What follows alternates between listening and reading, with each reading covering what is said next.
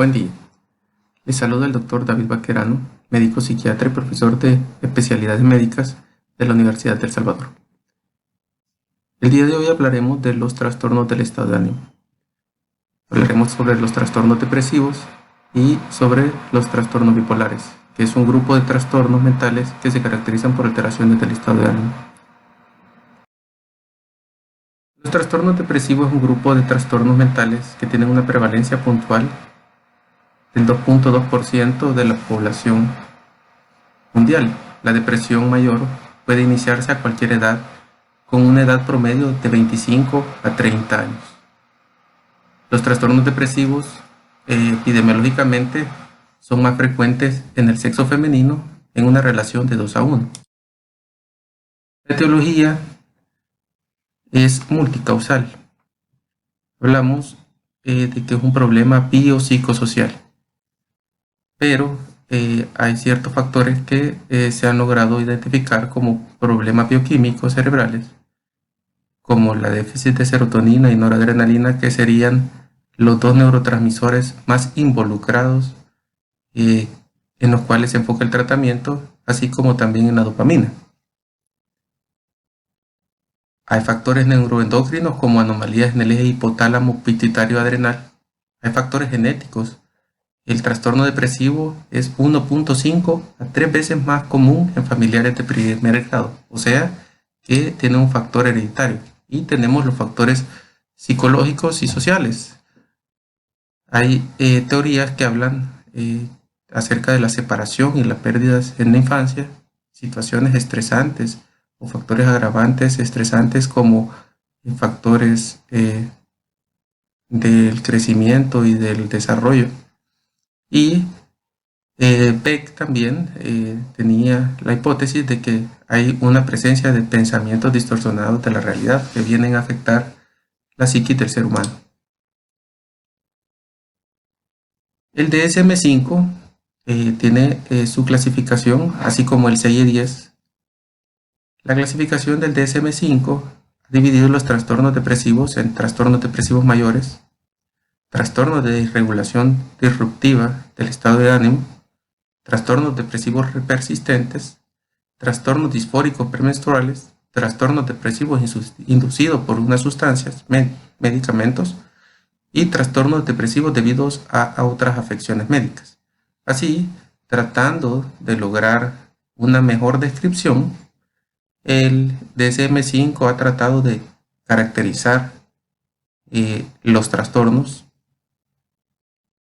de acuerdo al patrón de la enfermedad. Puede ser un episodio único, episodios recurrentes, estacionales o cicladores rápidos, de inicio temprano, tardío o periparto, según la severidad en leve, moderado o severo, si hay un tratamiento, si hay una remisión parcial o total, y las características clínicas que pueden ser ansiedad, mixtas, melancólicas, atípicas, catatónicas y psicóticas. Cada trastorno depresivo tiene sus propias características y es difícil lograr reconocer una depresión similar a otra.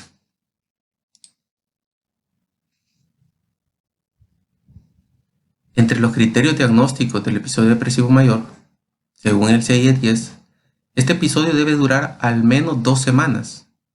No han existido síntomas maníacos o hipomaníacos en ningún momento de la vida. No es atribuible al consumo de sustancias psicoactivas o a ningún trastorno mental orgánico y debe estar presente 4 de los siguientes síntomas: pérdida del interés o la capacidad de disfrutar en actividades normalmente placenteras para el sujeto, ausencia de reacciones emocionales ante situaciones que normalmente las producen,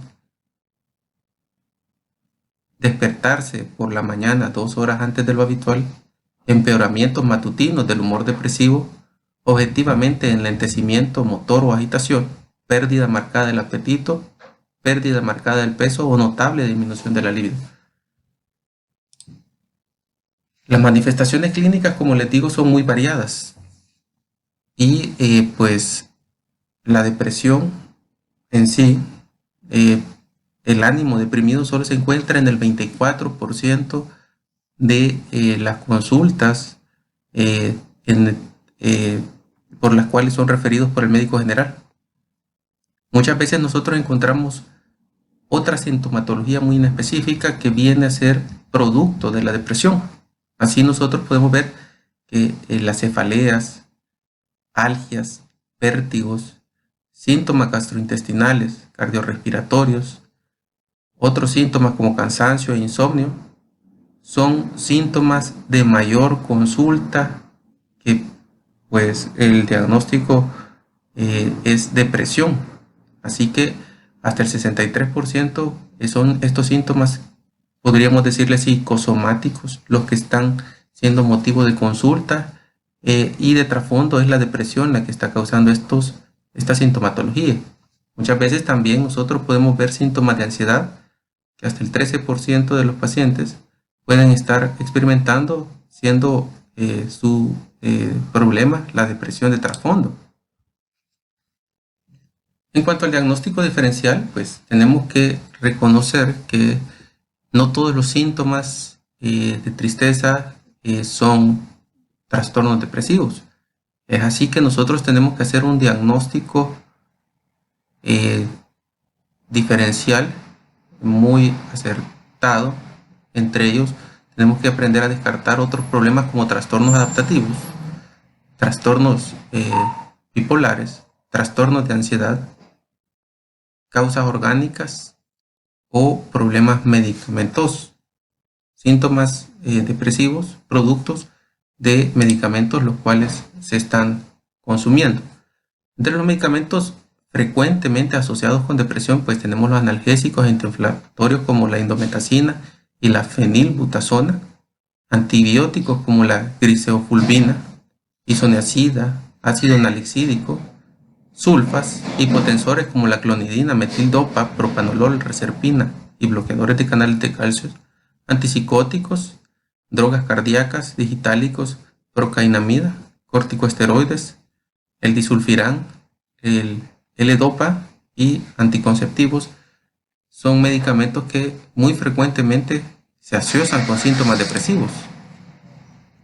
En cuanto a los trastornos orgánicos que hablamos, que es parte importante hacer un diagnóstico diferencial a la cabeza, tenemos los problemas neurológicos que afectan la función cortical, como la enfermedad de Alzheimer, la enfermedad de Parkinson, la enfermedad de Huntington, accidentes cardiovasculares, tumores cerebrales, cefaleas, epilepsias, esclerosis múltiples, problemas endocrinos como el hipotiroidismo a la cabeza, ¿verdad?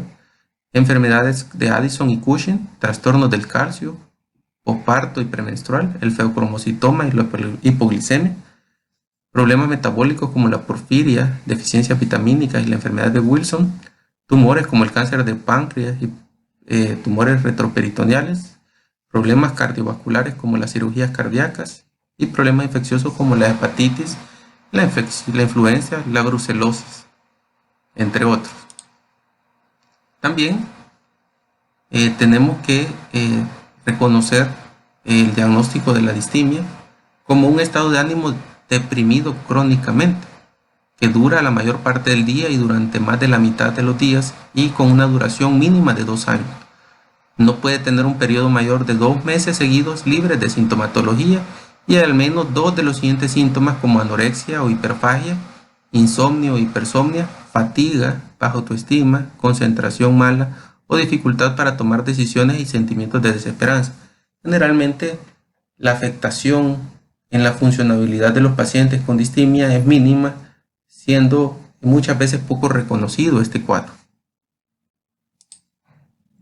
En cuanto al tratamiento, el tratamiento pues tiene que ser un tratamiento psicosocial y farmacológico si es necesario.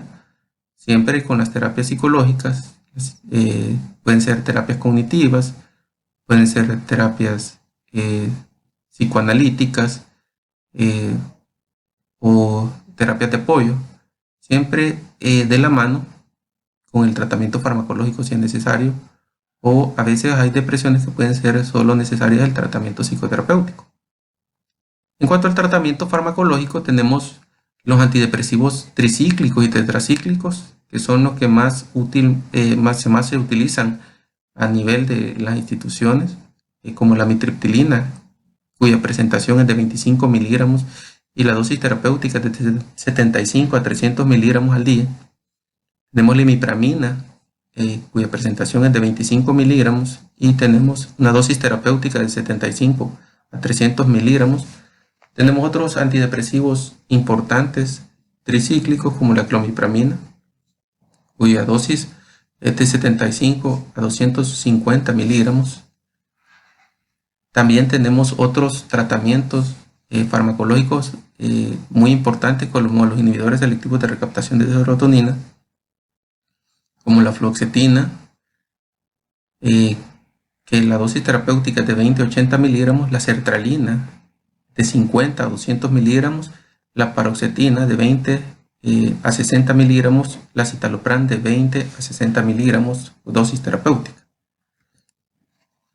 Hay inhibidores selectivos de recaptación de serotonina y noradrenalina, que son conocidos como los antidepresivos duales, generalmente utilizados cuando un tratamiento de inhibidor selectivo de recaptación de serotonina no ha sido efectivo.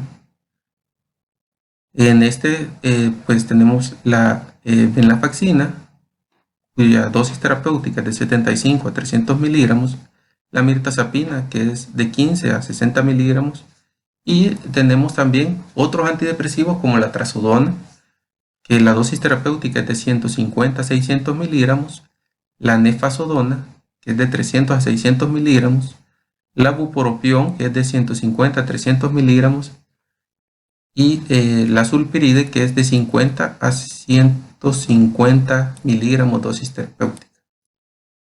Así, es importante saber reconocer que muchos pacientes necesitarán hospitalización y cuando es indicativo que se hospitalice al paciente cuando tiene un trastorno depresivo, pues las indicaciones son ideas suicidas estructuradas, síntomas psicóticos, compromiso del estado general, por ejemplo, deshidratación, desnutrición, conductas de riesgo, como consumo excesivo de alcohol o drogas, presencia de condiciones agravantes como violencia intrafamiliar o vivir solo.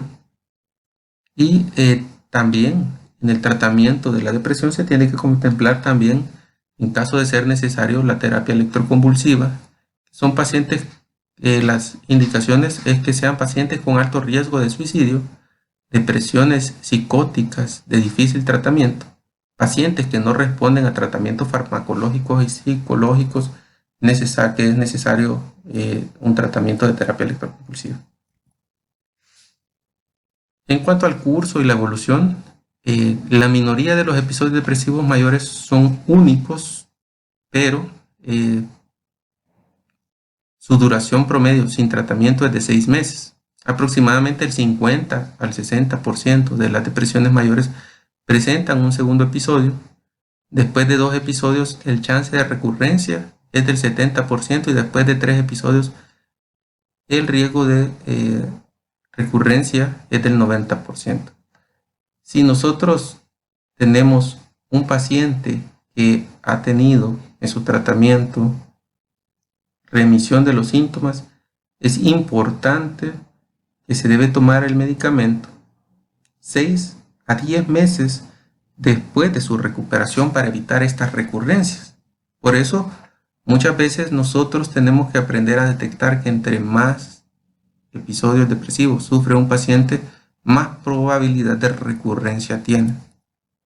Y no suspender los tratamientos de formas anticipadas o prematuras, porque tendemos a esa recurrencia si nosotros no damos un tratamiento adecuado a la condición.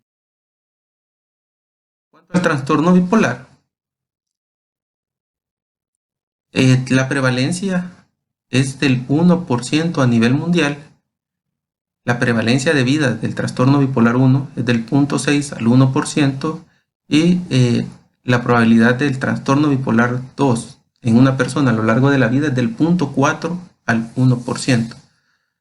La relación entre el hombre y la mujer en el trastorno bipolar 1 es de 1 a 1, o sea que no hay mayor predisposición en hombres o en mujeres, siempre existe la misma predisposición a padecer este problema. En cambio, en el trastorno bipolar 2 es más frecuente en mujeres, con una tendencia a iniciar en la adolescencia o en el adulto joven. Como ustedes pueden ver, el trastorno bipolar es, como su nombre lo dice, dos polos. Uno, la manía, y el otro, la depresión. Estos periodos son ciclos en los cuales pues, puede pasar de semanas o de días a meses en el estado maníaco. Luego llegar a estados de eutimia, que es el estado basal sin exaltaciones o descenso en el estado anímico. Y el otro polo es la depresión, en los cuales pueden ser meses hasta años. Estos van ciclando, o sea, pasando de una etapa a otra en diferentes etapas de la vida. Para definir lo que es estos polos, pues tenemos diferentes criterios, los cuales los podemos encontrar ya sea en el DSM-4 o en el CIE-10. Los criterios diagnósticos de hipomanía, según el CIE-10, pues es un humor elevado o irritable hasta un grado anormal para un individuo afectado. Está presente al menos 4 días consecutivos, al menos 3 de los siguientes signos ocasionando interferencia con el funcionamiento normal: aumento de la actividad o inquietud física, aumento de la locuacidad, dificultad para concentrarse o distraibilidad, disminución de las necesidades del sueño, aumento del vigor sexual, leve aumento de los gastos u otro tipo de comportamiento temerario, aumento de la sociabilidad o familiaridad. El episodio no cumple criterios de manía como en un trastorno bipolar 1, episodios depresivos, ciclotimia ni anorexia nerviosa. Y el episodio no es atribuible al consumo de sustancias psicoactivas, por ejemplo, cocaína, ni de trastornos mentales orgánicos.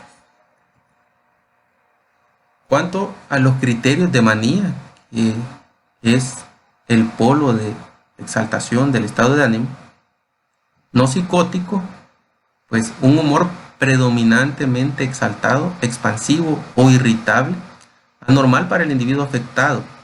Debe ser prominente y sostenido al menos una semana. Debe estar presente al menos 3 de los siguientes signos o 4 si el humor es solamente irritable e interfieren gravemente con el funcionamiento: aumento de la actividad o inquietud física, aumento de la locuacidad, fuga de ideas o experiencias subjetivas de pensamiento acelerado, pérdida de las inhibiciones sociales normales o comportamientos inapropiados, disminución de la necesidad del sueño, o sea que no duermen, autoestima exagerada o ideas de grandeza,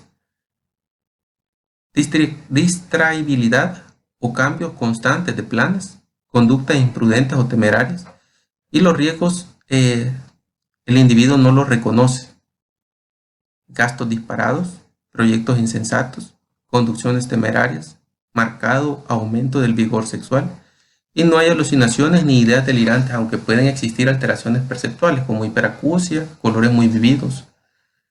Y el episodio no es atribuible a consumo de sustancias psicoactivas ni a trastornos mentales orgánicos. Ya cuando una manía se vuelve psicótica, tiene que cumplir estos criterios. El episodio cumple los criterios de manía sin síntomas psicóticos, que son los que acabamos de mencionar, y el episodio no cumple simultáneamente los criterios de esquizofrenia o de trastornos esquizoafectivos tipo maníaco. La presencia de ideas delirantes o alucinaciones diferentes a las descritas como típicas de la esquizofrenia, que son robo, eco y síntomas de paranoia. Episodios no es atribuible a consumo de sustancias psicoactivas o a ningún trastorno mental orgánico. La comorbilidad que puede presentarse pues, es la conducta suicida, que es más de 20 veces mayor que en la población general. Es uno de los trastornos que mayor suicidabilidad tiene. Y el abuso de alcohol y las drogas, que puede estar prevalente en hasta el 70% de los casos de trastornos bipolares. Cuanto al diagnóstico, tenemos el trastorno, según el CIE-10, el trastorno bipolar, que pues lo cataloga como episodio actual hipomaníaco, episodio actual maníaco con síntomas psicóticos y sin síntomas psicóticos, y el episodio depresivo actual leve o moderado, grave sin síntomas psicóticos y grave con síntomas psicóticos. Y también podemos tener episodios en los cuales hay presencia de síntomas depresivos y presencia de síntomas maníacos o hipomaníacos, los cuales los catalogaríamos como un episodio actual mixto. Otros trastornos bipolares sin especificar, y también los trastornos del ánimo persistente, que son las ciclotimias, que son síntomas hipomaníacos o depresivos leves que van alternando sin mayor afectación a lo largo de por lo menos 2 años. En cuanto a los criterios diagnósticos según el DSM-5 del trastorno bipolar 1, es que se han cumplido los criterios al menos para un episodio maníaco, y durante la aparición del episodio maníaco y de depresión mayor no se explica mejor por un trastorno esquizoafectivo, esquizofrenia, trastorno esquizofreniforme, un trastorno delirante u otro trastorno del espectro de la esquizofrenia, y otros trastornos psicóticos especificados o no específicos. O sea, para los trastornos bipolar 1 tiene que haber un episodio maníaco y un episodio depresivo a lo largo de la vida. Manía con depresión. En cuanto al trastorno bipolar tipo 2, los criterios diagnósticos del trastorno bipolar tipo 2, según el DSM-5, que se han cumplido los criterios de al menos para un episodio hipomaníaco, no maníaco, episodio hipomaníaco. Al menos para un episodio depresivo mayor, y nunca ha habido un episodio maníaco. Aquí el libro en la tabla 14.5 tiene este error, que ahí ponen episodio maníaco. Es un episodio hipomaníaco. La aparición del episodio hipomaníaco y de depresión mayor no se explica mejor por un trastorno esquizoafectivo, esquizofrenia, trastorno esquizofreniforme, un trastorno de ideas delirantes u otro trastorno del espectro de la esquizofrenia y otros trastornos psicóticos especificados o no especificados. Los síntomas de depresión o de incertidumbre causados por la alternancia frecuente de periodos de depresión y hipomanía provocan malestar clínicamente significativo, deterioro en lo social, laboral u otras áreas importantes del funcionamiento. O sea, hay una gran disfuncionabilidad en la persona producto de esta sintomatología. En cuanto a los diagnósticos del trastorno ciclotímico, tiene que estar por lo menos 2 años como mínimo, y tienen que haber existido numerosos periodos de síntomas hipomaníacos que no cumplen los criterios para un episodio hipomaníaco, y numerosos periodos con síntomas depresivos que no cumplen los criterios para un episodio depresivo mayor. O sea que es como una sintomatología bien leve. Durante el episodio de 2 años citado anteriormente, los periodos hipomaníacos y depresivos han estado presentes al menos la mitad del tiempo, y el individuo no ha presentado síntomas durante más de 2 meses seguidos. Nunca se han cumplido los criterios de episodio depresivo mayor, maníaco o hipomaníaco. Los síntomas del criterio A, o sea, no se explican mejor por un trastorno esquizoafectivo, esquizofrenia, un trastorno esquizofreniforme, un trastorno de ideas delirantes, otro trastornos del espectro esquizofrenia y otros trastornos psicóticos específicos o no específicos. Y los síntomas no se atribuyen a los efectos de sustancias psicoactivas como drogas, medicamentos u otras afecciones médicas como hipertiroidismo, y los síntomas causan malestar clínicamente significativo o deterioro en lo social, laboral u otras áreas importantes del funcionamiento, aunque esta afectación es muy leve. En cuanto al trastorno bipolar, el diagnóstico diferencial, pues en el adulto, el trastorno depresivo mayor está la cabeza. Pues si nosotros vemos la presencia de un episodio depresivo mayor, es parte del trastorno bipolar. Muchas veces nosotros no detectamos estos episodios hipomaníacos y lo catalogamos al paciente con trastorno bipolar tipo 2 como problemas, trastornos depresivos recurrentes con malas respuestas a los tratamientos, cuando en lo que en realidad tienen un trastorno bipolar con un episodio depresivo. Otro diagnóstico difícil de reconocer es el trastorno de personalidad limítrofe o borderline, que es importante hacer este diagnóstico diferencial. Y muchas veces trastornos de ansiedad realmente son trastornos bipolares que están mal diagnosticados. En los niños también tenemos el principal diagnóstico diferencial que se tiene que realizar, el trastorno de déficit de atención e hiperactividad. Cuanto al tratamiento, los objetivos del tratamiento es siempre un abordaje biopsicosocial con psicoeducación, terapias psicológicas, cognitivos conductuales, psicoanalíticas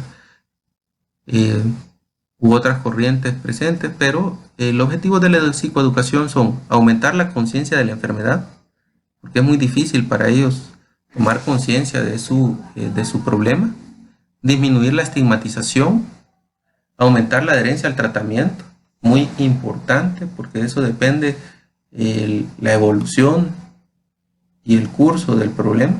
Evitar el abuso de sustancias y alcohol, que está muy frecuentemente relacionada con este tipo de problemas. Identificar los síntomas de recaída. Fomentar el manejo del estrés, aprender a enfrentar las consecuencias psicosociales de las recaídas.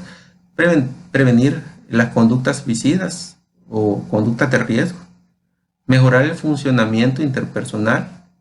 Manejo de los síntomas subsindrómicos, residuales y del deterioro. Mejorar la calidad de vida del paciente y de la familia. Cuanto al tratamiento farmacológico, tenemos dos grandes grupos: los estabilizadores del ánimo y los antipsicóticos. Según la etapa que esté atravesando el paciente, así nosotros vamos a tener diferentes tratamientos más efectivos para una u otra etapa de este trastorno bipolar. Este tratamiento es un tratamiento bien dinámico que, dependiendo de la etapa, así nosotros vamos a tener que utilizar diferentes tratamientos. Sí, puede ser un antidepresivo, no como monoterapia, sino como en combinación con moduladores del afecto en las etapas depresivas, y estabilizadores del ánimo en las etapas de manía, hasta antipsicóticos también en las etapas de manía, o en las etapas de mantenimiento quizás solo podemos quedarnos con algún estabilizador del ánimo, pero cada caso es diferente y necesita diferente tratamiento, y dependiendo de las características clínicas de cada cuadro, así se utiliza diferentes tipos de medicamentos. Aunque los más utilizados, vamos a hablar acerca de los más utilizados de los estabilizadores del ánimo y de los antipsicóticos que se utilizan. En cuanto a los estabilizadores del ánimo, tenemos el litio, que tiene excelente respuesta en la etapa de manía, y en la etapa de mantenimiento con una respuesta aceptable en la etapa de la depresión, que va en la dosis de 600 a 1200 miligramos al día. Tenemos que alcanzar una litemia de 0.6 a 1.2 miliequivalentes por litro.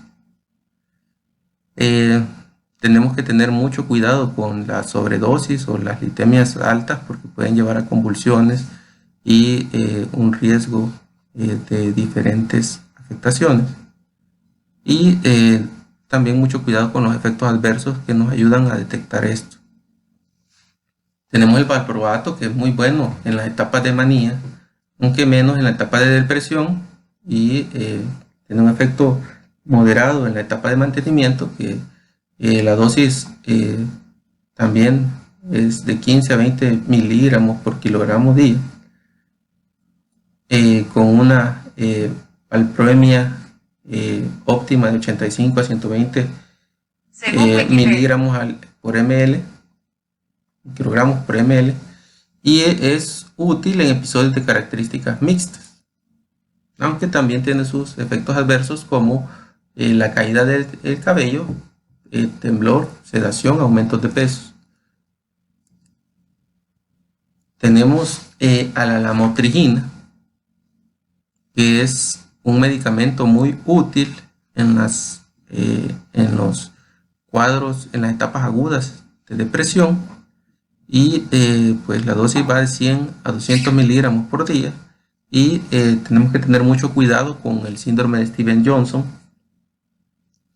También tenemos los antipsicóticos, que son muy útiles para esos cuadros de manía, aunque los que más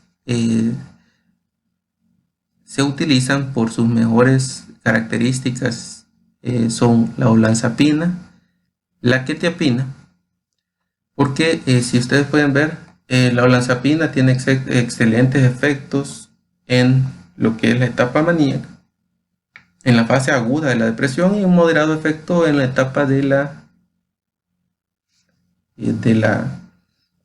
etapa de mantenimiento. La dosis es de 10 a 20 miligramos al día, tiene una eficacia muy rápida, aunque tiene como efectos adversos una ganancia de peso, problemas problemas metabólicos como hiperglicemias, hipotensiones o dislipidemias. La quetiapina también es otro medicamento muy utilizado, que pues se utiliza tanto en las etapas de fases agudas de la depresión, fases agudas de la manía, y muy bueno en las fases de mantenimiento, con dosis de 300 a 600 miligramos al día. Es el único metabolismo efectivo en manía aguda, depresión y mantenimiento. Como efectos adversos tiene ganancias de peso, somnolencia, hipertrigliceridemias, dislipidemias, hipotensiones o visiones borrosas. Tenemos también importante los antidepresivos, que es el tratamiento es similar al de los trastornos depresivos mayores. Es útil en la depresión bipolar resistente coadyuvante a un estabilizador del ánimo, como les digo. Y el riesgo de utilizar antidepresivos pues es que tiene esa tendencia a producir un viraje, o sea que si usted tiene un episodio depresivo en un bipolar y le da un antidepresivo más como monoterapia, puede virarse o irse al otro polo, que sería la manía, sobre todo con los antidepresivos tricíclicos y los duales. También la terapia electroconvulsiva es un tratamiento que se tiene que valorar siempre